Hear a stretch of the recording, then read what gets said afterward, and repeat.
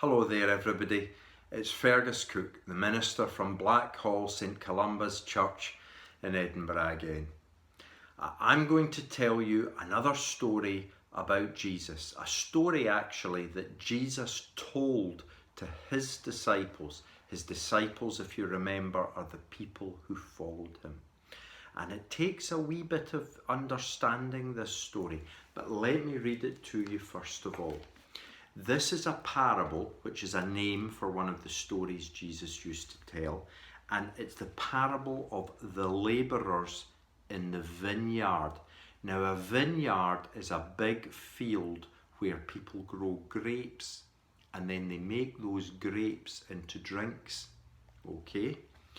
So, Jesus said to his disciples, "For the kingdom of heaven is like a householder who went out early in the morning to hire labourers," that's hire workers, "for his vineyard," that's the fields where they grow the grapes. When he had agreed with his workers on a silver piece a day, he sent them into his vineyard. He went out about 9 o'clock and saw others standing idle, so doing nothing, standing idle in the marketplace. And he said to them, "Go to my vineyard too, and whatever is right I will give you." And they went on their way. The householder went out about noon, and again at mid-afternoon, and did likewise. And near the end of the day, he went out and found others standing idle, still doing nothing. And he said to them, "Why do you stand here idle?" They said to him, "Because no one has hired us." He said to them, "Go to my vineyard too, and whatever is right you will be received." So he would give them whatever was due to them. So when evening came, the Lord of the vineyards said to his steward, that's the person working for him, "Call the labourers," the workers, "and give them their wages." So that's pay them the money for their work, "beginning from the last and go to the first." And when those who were hired near the end of the day, each one received a silver piece. So when the first came, they supposed that they would receive more, but they likewise each received a silver piece. When they had been given it, they murmured against the man of the house, saying, "These last people have worked only 1 hour, and you have made them equal to us, who have borne the burden and the heat of the day." So they'd been working all day. But he answered one of them and said, "Friend, I do you no wrong. Did you not agree with me on a silver piece? Take what is yours and go your way. I will not give to the last the same as to you. Is it not lawful for me to do what I will with what is mine? Are you angry because I am generous? So the last shall be first and the first last." Now that's a very hard story for us to understand, because we don't think that way. It's a wee bit like if you have brothers or sisters were asked to tidy the house. Say mum said, "Right, you need to tidy the house," and you started in the morning, and your mum or dad or your grandparents said, "If you tidy the house, I'll reward you. I will give you whatever your favourite sweetie is."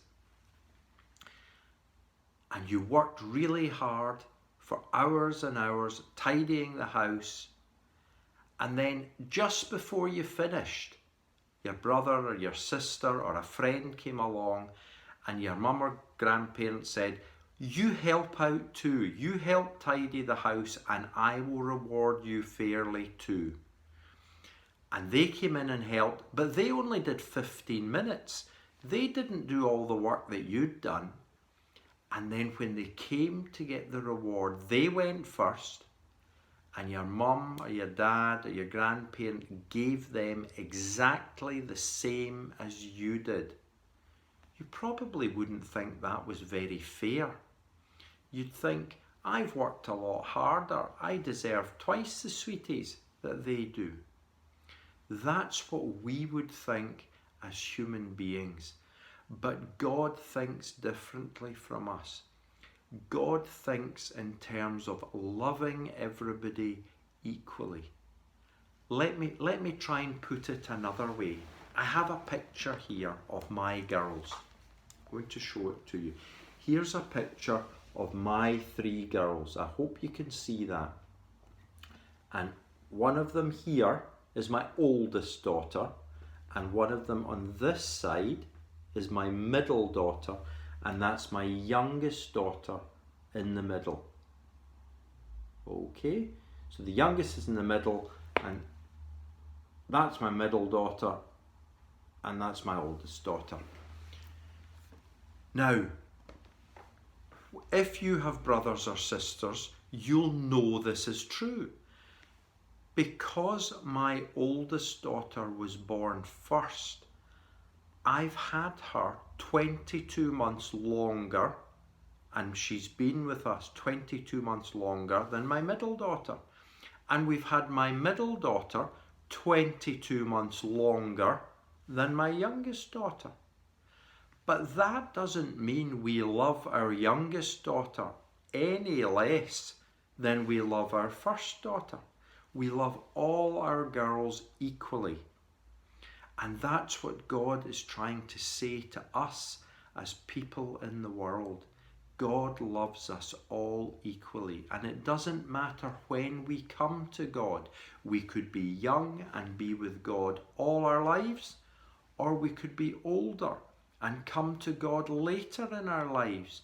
When we come to God through Jesus, God loves us all equally, and He will give us the same rewards and the same love as each other.